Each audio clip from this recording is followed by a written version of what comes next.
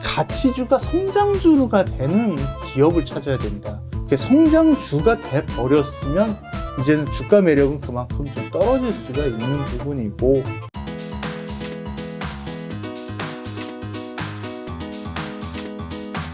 자, 그럼 그 대표적인 성장주 중에 하나인 이제 지금 말씀해 주신 거는 어떻게 보면 글로벌로 갈 수 있는 것들이잖아요. 네네. 근데 좀 한국에서 성장주 중에 하나인 인터넷 섹터, 네. 뭐 네이버, 카카오 속해 있는 이쪽은 좀 어떻게 보시는데요? 네, 저는 그 얘기를 좀 직접적으로 하기보다는 네. 좀 주식을 왜 하는지 하고 네. 그리고 성장주 얘기가 그러면서 나옵니다. 네. 그래서 연결해서 좀 길게 들여다보시면 이제 듣다 보면 이유가 나올 것 같습니다. 네, 그래서 처음부터 주식을 왜 하냐라는 게 우리가 뉴스로 보면 뭐 최근이야 주가가 많이 오른다는 얘기 많이 듣지만 몇 년 전만 해도 주식시장은 뭐 매년 빠지는 거 아닌가요? 라는 그렇죠. 네, 느낌이 들 겁니다. 근데 실제로 주식시장 거의 빠진 적이 사실 잘 없습니다. 그래서 우리가 뉴스로 보는 거랑 다르다라는 부분을 먼저 말씀드리겠고요.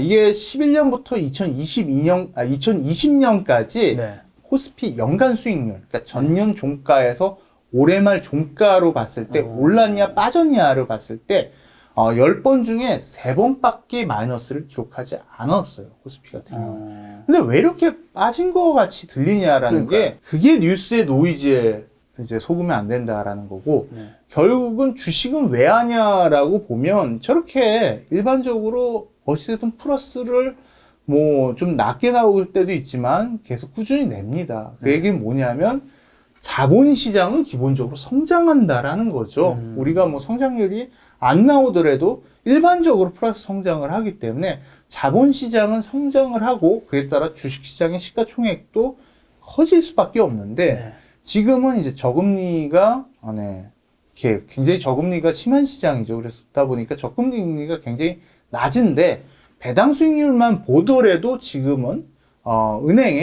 단순히 은행에 맡기는 것보다는 높은 수익률을 우리가 기록할 수 있다. 이런 점에서 본다면 주식 투자라는 건 기본적인 철학은 자본시장이 성장하는 거에 내가 편승하겠다라는 관점으로 접근하는 게 맞다라고. 어쨌든 금리보다는 배당이 낫다. 그러니까 성장하는 시장에 네. 돈을 계속 누다 보면 네. 언젠가는 돈을 벌 수 있다라는 부분인데 뭐 이 부분이 사실은 워낙 교과서 같은 얘기고 그러다 보니까 좀 잘 안 들어올 수가 있을 것 같습니다. 그래서 저의 투자 방법 등을 통해서 이제 좀 말씀을 드리려고 하는데요.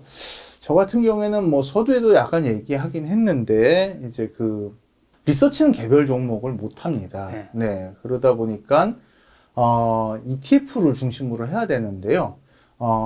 처음에는 예전에 개별 종목을 하기 전에는 뭐 개별 종목을 해봤는데, 서두에 말씀드렸듯이 뭐 IR의 정보가 있거나, 아니면 뭐 애널리스트들의 정보를 통해서 어떤 정보가 있다라고 쳐도, 이 정보를 가지고 주식을 잘하기가 쉽지가 않다라는 거였죠. 그리고 실제로 우리가 가장 피해야 될 게 뭐냐면은, 어떤 사람이, 아니면 애널리스트가, 누가 됐던, 이 주식이 좋다라고 추천을 해줬어요. 그래서 우리가 분석을 안 해보고 그 주식을 매수했어요. 근데 그런 경우에 무슨 일이 발생되냐면 그 주식이 그러다가 크게 빠져요.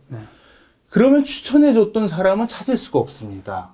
연락이 안 됩니다, 보통. 네. 그러다 보니까 우리가 알 수가 없어요. 그래서 이제 남한테 추천을 받았던 종목을 가지고 하면 안 된다라는 말씀을 첫 번째 드리고, 두 번째 말씀드리고 싶은 거는 자기의 전문 분야를 해야 된다라는 부분이죠. 그래서 저 같은 경우에는 애널리스트인데 저는 섹터 애널리스트가 아니고 반도체라든지 IT라든지 이런 애널리스트가 아니고 저는 전략 애널리스트죠. 그러니까 전략 애널리스트가 가장 잘하는 시장은 코스피죠. 그래서 코스피에 투자하는 게 저한테 맞다라는 겁니다. 저도 몇 년 동안 이 부분에서 잘 몰랐는데 몇 년 이제 애널리스트다 보니까 주식도 좀 잘해야겠고 이랬는데 수익률이 그렇게 신속치가 않았거든요. 그러다 보니까 내가 왜 그럴까? 남의 말 듣고 하고 그 어떤 애널리스트가 추천해서 좋다라고 샀는데 막상 주가가 빠질 때 되면 그 애널리스트는 연락이 안 되고 그런 경우가 다반사라는 거죠.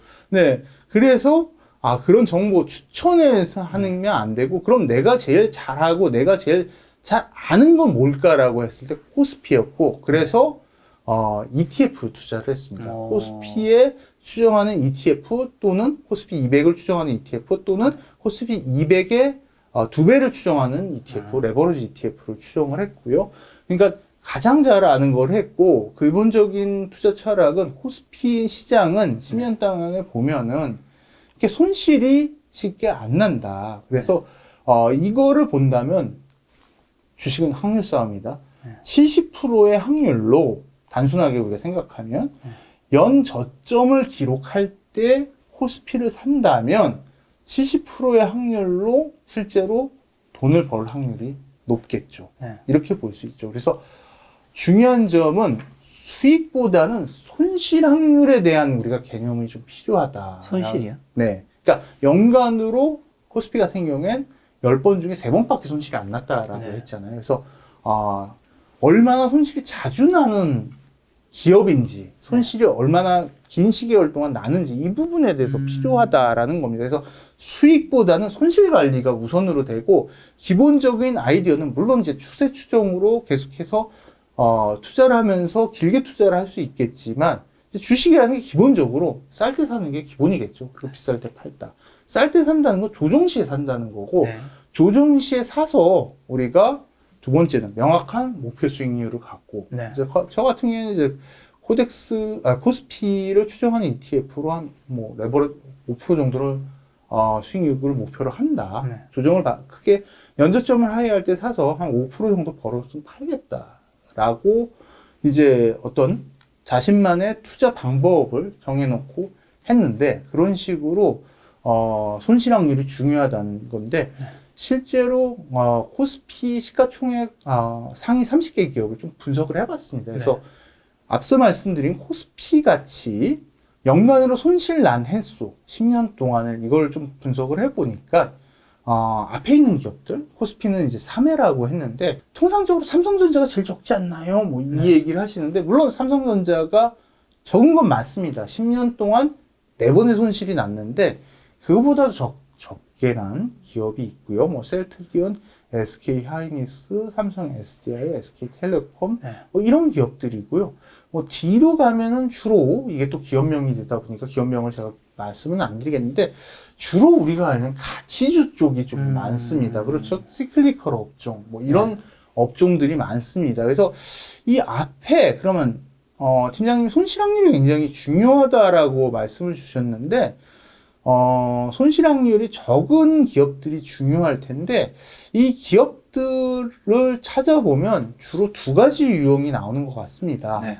첫 번째는 퀄리티 주식, SK텔레콤, 셀트리온. 제약이 원래는 이제 퀄리티입니다. 그래서 SK텔레콤, 셀트리온 유한양행으로 보여지는 퀄리티 주식, 아니면 SK 하이닉스, 삼성 SDI 뭐 이런 식으로 보이는 성장주.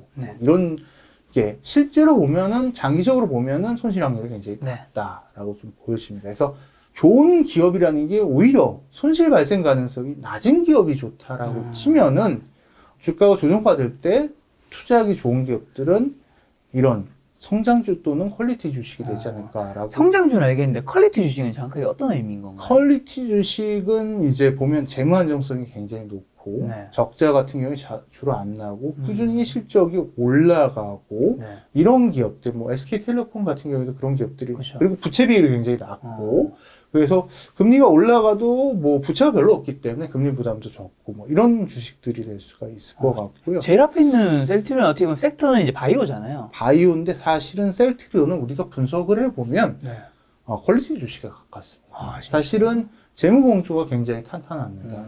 그래서 부채 비율도 굉장히 낮고요. 셀트리온 적자가 난 적이 없고, 그러니까 왜냐하면 제약과 바이오 부분이 있는데, 우리가 주로 주식은 매력적인 게 성장이다 보니까 바이오 쪽을 보는데, 이 셀트리온의 기본 베이스는 제약이 큽니다. 그렇기 때문에 그래서 퀄리티 주식이고, 실제로 제약사 같은 게 전통적인 복제약품의 제약사는 퀄리티 주식들이 많습니다. 근데 제가 이렇게 말씀드리면서 퀄리티 주식을 계속 중점을 주고 말씀을 드리는 걸 좀 눈치를 채셨을 텐데, 왜냐하면은 성장주 좋죠. 성장주에 투자하는 게 굉장히 좋은데, 이게 10년 후에도 성장주가 될 수 있는 기업이냐, 이 부분을 봐야 돼요.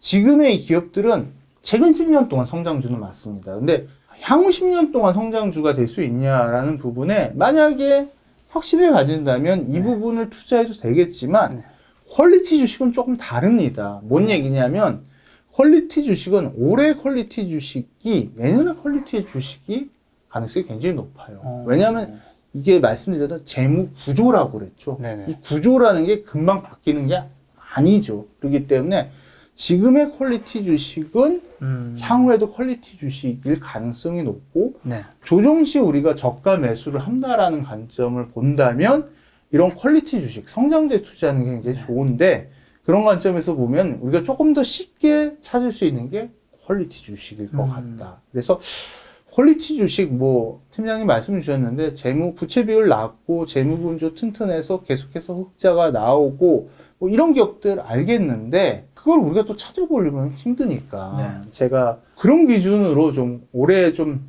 퀄리티 주식 지금 현 시점에 퀄리티 주식 어떤 기업들이 있을까요? 했을 때 물론 이제 셀트리온도 나오는데 셀트리온은 좀 빼고 나머지 주식들을 좀 봤습니다. 그래서 제가 봤던 거는 3년 평균 ROE가 상위 전체 기업 코스피 200기업 중에 상위 25%에 안에 들고 3년 평균 영업이익률도 그러면서 교집합으로 상위 25% 안에 들고 부채 비율도 하위 25% 가장 낮은 기업 그러면서 현금 흐름이 꾸준한 기업 이런 기업들을 찾아보면 강원랜드, KTNG, NC소프트, 삼성전자, 휴캠스 이런 기업들이 나오는데 이 기업들은 이름 들어도 사실 굉장히 안정적이라는 기업들이라는 게 이해가 가실 거고 그러니까 말씀드리고 싶은 거는 주가 조정 국면에 코스피가 연저점을 만들고 있다. 그럴 때는 ETF를 사도 좋겠지만 이런 퀄리티 종목에 투자하는 것도 굉장히 좋을 것 같고요. 그래서 제가 이 ETF를 조정치마다 매수하는 전략을 한번 2016년부터 시작을 했습니다. 제가 키움증권이 있을 때부터 ETF 레버러지를 가지고 투자했는데 그때 이제 연저점을 하회하거나 PBR 1배를 내려가면은 사자라고 했는데 1년에 한 4-5번 정도 투자할 수 있지 않을까 하면 5%니까 20%, 30%이 정도? 근데 지금이야 기대 수익률이 높으니까 그게 그렇게 높지 않다라고 볼 수도 있겠지만 그 당시에 이제 저금리 시대다 보니까 충분히 매력적인 수익률이다라고 볼 수 있는데 실제로는 얼마 나왔는지 아시나요? 얼마 나오셨나요? 수익률이 70%가 넘었습니다. 왜 그랬냐면은 2016년은 이벤트가 굉장히 많았어요. 우리가 기억을 해보겠지만 블랙시트가 있었죠. 그리고 트럼프 대통령 당선이라는 이벤트도 있었고 박근혜 대통령 탄핵이라는 이벤트도 있기 때문에 주가가 굉장히 박스권에서 하단을 돌파했다 다시 반등하고 그러다 2017년부터는 또 이렇게 회복되는 시장이 됐기 때문에 실제로 그때는 매수할 기회가 굉장히 많았고 그때마다 목표 수익률 5%한 12번 이상을 샀다 팔았다 할 기회가 있었다는 거죠. 그래서 제가 말씀드리고 싶은 거는 뚜렷한 투자 원칙하에 손실확률을 관리하고 그리고 쌀 때 충분히 쌀 때 사서 기다리다 보면 주식시장이라는 것은 이런 식으로 성장하는 시장이기 때문에 웬간하면은 플러스 수익을 날 가능성이 굉장히 높다라는 겁니다. 근데 물론 여기서 말씀드리는 건 첫 번째 중소형주는 아니겠죠.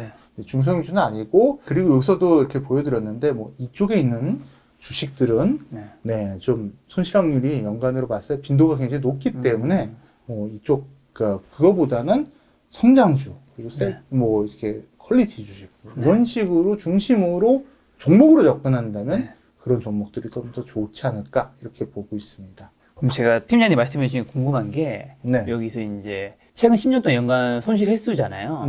이게 이제 앞에 2가 10년 중에 2번이 손실한 거자. 네, 10년 중에 2번만 연간으로 보면 마이너스를 기록했다. 그다음에 현대건설은 8번이면 8번. 그걸 마이너스 했다는 건데 요 데이터는 이제 과거의 데이터긴 한데 미래 10년에도 어느 정도 통용될 거라고 보시나요? 패션을 제가 말씀드렸고 종목이라고 얘기하지 않았고요.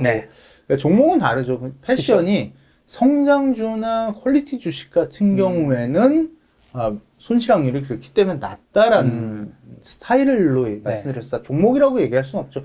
과거의 수익률이 미래 수익률을 보장하는 건 아니죠. 그래서 그런 관점에서 본다면 퀄리티 같은 경우에는 구조이기 때문에 금방 안 바뀐다라는 본다면 지금의 퀄리티 주식을 가지고도 접근하는 게 네.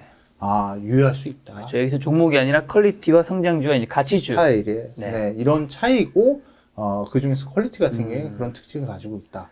그리고 또 그 다음에 퀄리티는 이제 계속 그게 좀 이어진다고 하셨는데 아까 네. 이 5개 기업이 요 4가지 기준으로 했을 때 전체 종목을 다 돌렸을 때 조건값이 5개만 나오는 건가요? 아니면 여러 가지가 있는데 5개만 보여준 건가요? 코스피 200 중에서 이제 4개의 25%의 확률을 교집합을 네. 구하면은 종목수가 굉장히 줄어들겠죠. 그쵸. 네.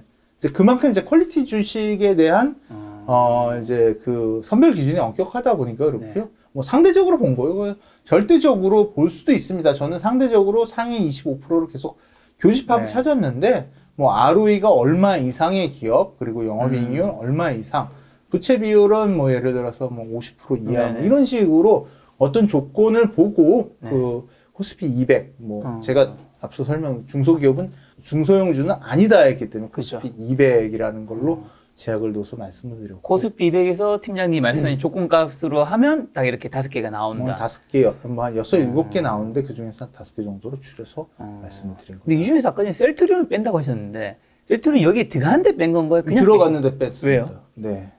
아니 뭐 셀트리온 또 워낙 많이 잘 아시고 계시고 또 셀트리온 또 워낙 작년에 많은 수익률을 냈기 때문에 네. 그에 비해서 지금 있는 주식은 뭐 좀 저점이기도 네, 하고. 저점이기도 하고요. 네네. 네, 그런 부분이 있습니다. 네. 그리고 아까 전에 이제 지금의 성장주가 네네. 미래의 성장주가 아닐 수 있다 하셨잖아요. 네네네. 근데 많은 분들이 이제 지금의 성장주는 다 아실 것 같아요. 네네. 뭐 작년 BBI죠. 네네. 미래 10년 뒤에도 성장주가 될 거냐 안 될 거냐가 굉장히 중요한 건데 네네.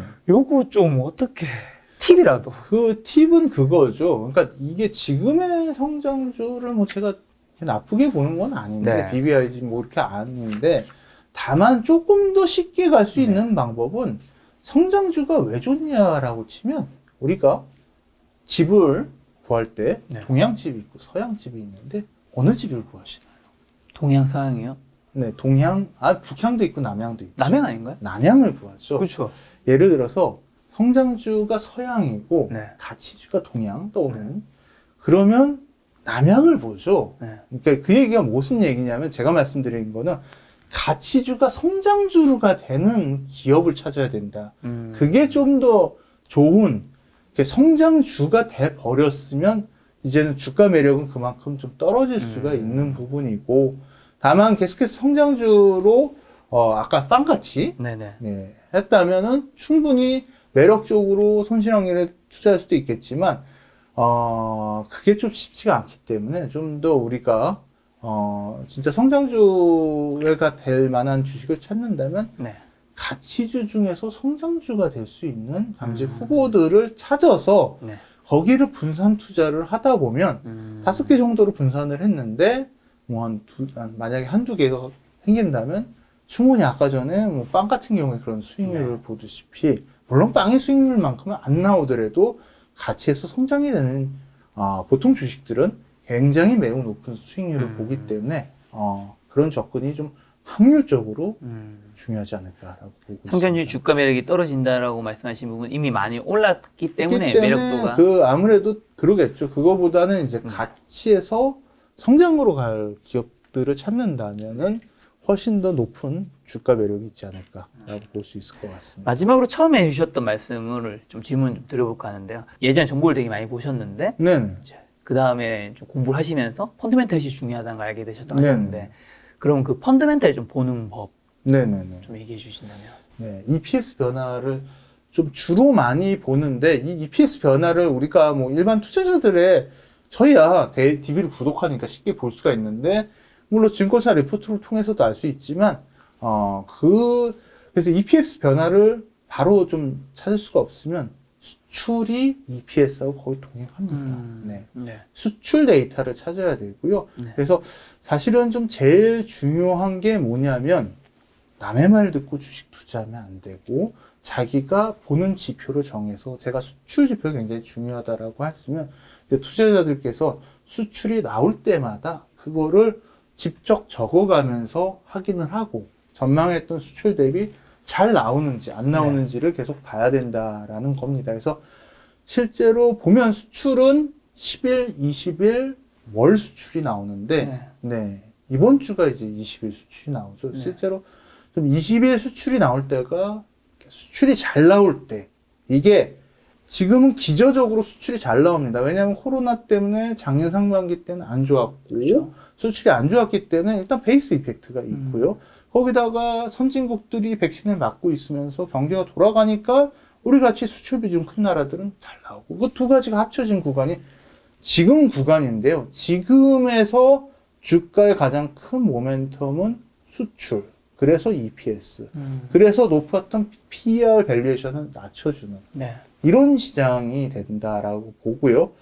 근데 이제 수출이 안 나올 때가 있죠. 이제 그 경기 모멘텀이 안 좋아지는 그런 국면이 이제 나오면서 뭐 아까 말씀드렸던 뭐 2013년부터 16년 같은 구간 이럴 때는 이제 PER 밸류에이션을 많이 보죠. 이제 수출이 나올 때는 PER 밸류에이션을 봅니다. 우리가 이게 올라가기 때문에 PER로 볼 수가 있는데 실적이 안 나올 때는 락바텀을 봐야 됩니다. 저점이 어디냐라는 거고 거기서 락바텀이 유효한가 이 부분에 대해서 해야 되고 그 다음에 또 다른 시장이 뭐냐면 이제 작년 같은 시장입니다. 이제 작년같이 경기가 크게 망가진 다음에 유동성으로 반등할 때는 그때는 통화 정책이 가장 중요해요. 그러다 보니까 그때는 FOMC 있을 때가 전후가 굉장히 많이 모멘텀을 찾게 되고 뭐 한국도 뭐 금통위가 있을 때 주로 이제 FOMC가 되겠죠. FOMC를 통해서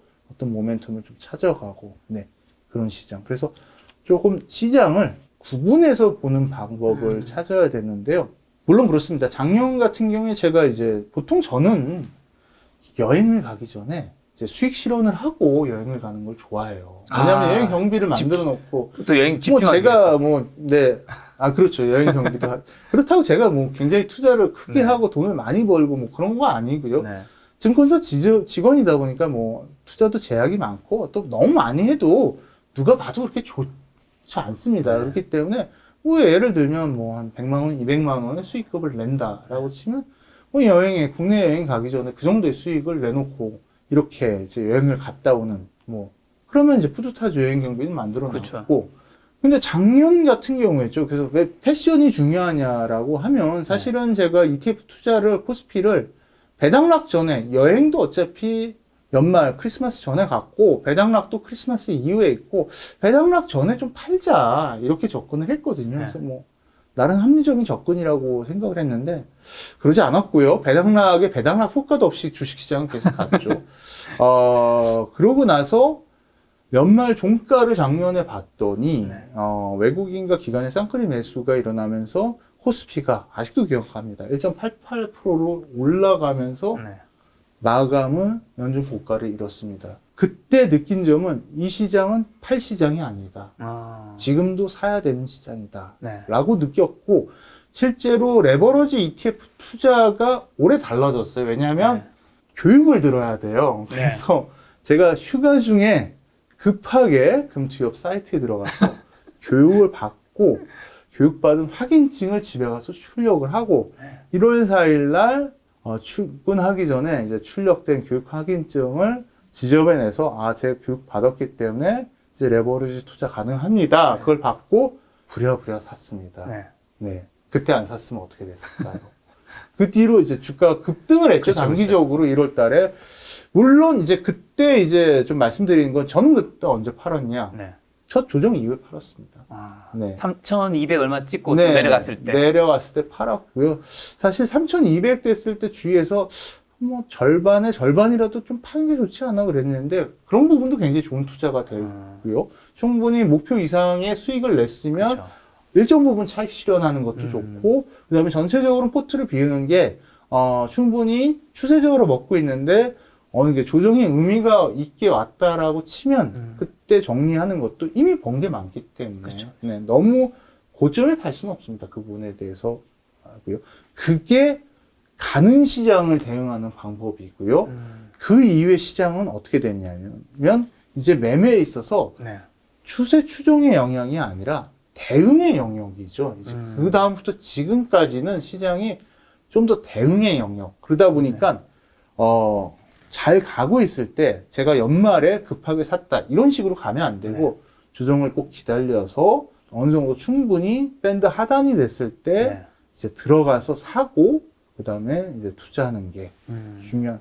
뭐 제 투자 원칙에 따르면 그 방법이 뭐 유효하다라고 보고요. 물론 이제 기업의 투자라는 게 중장기적으로 성장하는 기업에 좋아지는 기업에 투자하다 보니까 이제 저는 개별 주식을 할 수가 없기 때문에 그 자체가 이제 불가능했던 거고 그런 식으로 투자를 해도 된다 이렇게 볼 수 있을 것 같고 이제 뭐 그와 관련해서는 지금은 이제 가치주 중에서는 이제 운송이나 철강을 좀 관심 있게 보고 있고 이제 성장주는 지금 차하전 이게 어떻게 돌아가는지 지금 에너지 플랫폼 혁명에서 어떤 역할이 기대가 되는지 게임 체인저가 될 수 있는지 그거를 좀 더 확인해 가면서 계속해서 좀 사가는 전략이 좀 필요하지 않을까 이렇게 보고 있습니다. 알겠습니다.